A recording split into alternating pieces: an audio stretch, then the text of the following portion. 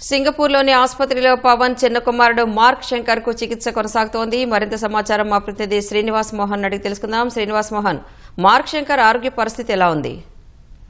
ఆంధ్రప్రదేశ్ ఉప ముఖ్యమంత్రి పవన్ కళ్యాణ్ చిన్న కుమారుడు మార్క్ శంకర్ పవనోవిచ్ కు ఇటు సింగపూర్ లో ఉన్నటువంటి కేకే మహిళా అలాగే శిశు ఆసుపత్రిలో చికిత్స కొనసాగుతోంది. అయితే అత్యవసర వార్డు నుంచి వేరే గదిలోకి మార్పు చేసినట్టుగా కూడా పవన్ కళ్యాణ్ ఈ రోజు సమాచారం అందింది. ఎందుకంటే నిన్న రాత్రి హైదరాబాద్ నుంచి సింగపూర్ వెళ్ళినటువంటి పవన్ కళ్యాణ్ అలాగే అతని సోదరుడు చిరంజీవి దంపతులు కూడా నేరుగా ఏదైతే ఆసుపత్రిలో చికిత్స పొందుతున్నారో హాస్పిటల్కి వెళ్ళడం జరిగింది. ప్రధానమంత్రి నరేంద్ర మోదీ పవన్ కళ్యాణ్ తో మాట్లాడడం అలాగే సింగపూర్ లో ఉన్నటువంటి భారత హైకమిషనర్ కూడా సూచనలు చేసిన నేపథ్యంలో ఇటు వైద్యులు కూడా అత్యవసర విభాగంలోకి పవన్ కళ్యాణ్ కుమారుణ్ణి ఉంచి అక్కడ వైద్యం అందిస్తున్నారు. భారత హైకమిషనర్ కార్యాలయం కూడా ప్రత్యక్షంగా ఈ ఆసుపత్రిలో మార్క్ శంకర్ తాలూకు ఆరోగ్య పరిస్థితిని ఎప్పటికప్పుడు పర్యవేక్షిస్తూ సమాచారం కూడా అందజేస్తున్నారు. పవన్ కళ్యాణ్ అలాగే చిరంజీవి కుటుంబ సభ్యులు కూడా ఆసుపత్రికి వెళ్లి మొదట మార్క్ శంకర్ ఆరోగ్య పరిస్థితిని కూడా పర్యవేక్షించడం జరిగింది. కాళ్ళు చేతులకి గాయాలు కావడం అయిన నేపథ్యంలో వాటికి వైద్యం అందిస్తున్నారు. అలాగే ఊపిరితిత్తుల దగ్గర బాగా పొగపట్టేయడం మూలకంగా తలెత్తినటువంటి ఆరోగ్యపరమైన ఇబ్బందుల మీద కూడా ఎప్పటికప్పుడు వైద్య పరీక్షలు నిర్వహిస్తున్నారు.